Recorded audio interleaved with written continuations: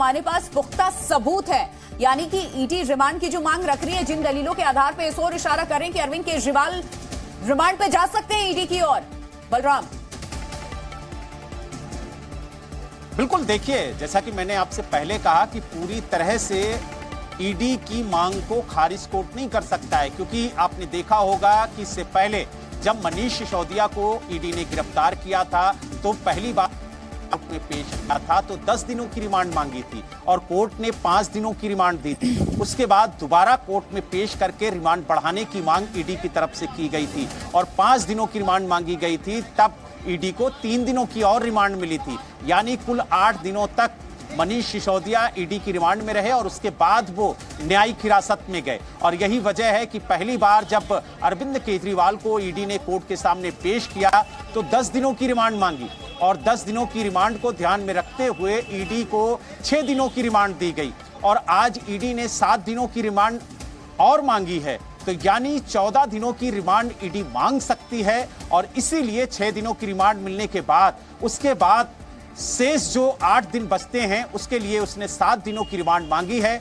अब देखने वाली बात यह होगी कि कोर्ट कितने दिनों की रिमांड मंजूर करता है। जी बिल्कुल, कितने दिनों की रिमांड मंजूर करता है ये एक बड़ा सवाल। और बलराम, कितना इंतजार और करना होगा? फैसला सुरक्षित रख लिया गया है, लेकिन कब तक कोर्ट फैसला सुनाएगा?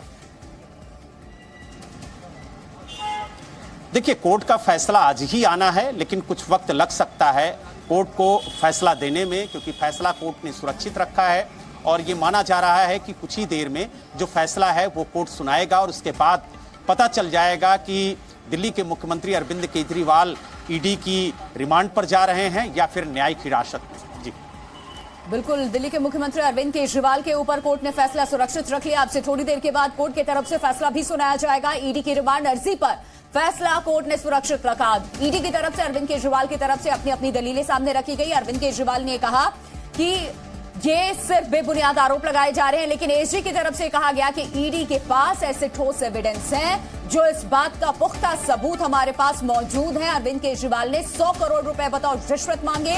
गोवा के चुनाव में उनका इस्तेमाल भी किया गया। ईडी ने केजरीवाल की 7 दिन की रिमांड की मांग रखी है और याचिका पर यह फैसला सुरक्षित, ईडी की रिमांड वाली जो याचिका थी, आज इस पर फैसला सुरक्षित रख लिया गया। केजरीवाल ने 100 करोड़ मांगे ईडी की तरफ से। ये जो स्ट्रांगली दलील सामने रखी गई है, यानी कि कोर्ट को वो डॉक्यूमेंट्स मुहैया कराए गए होंगे ईडी की तरफ से।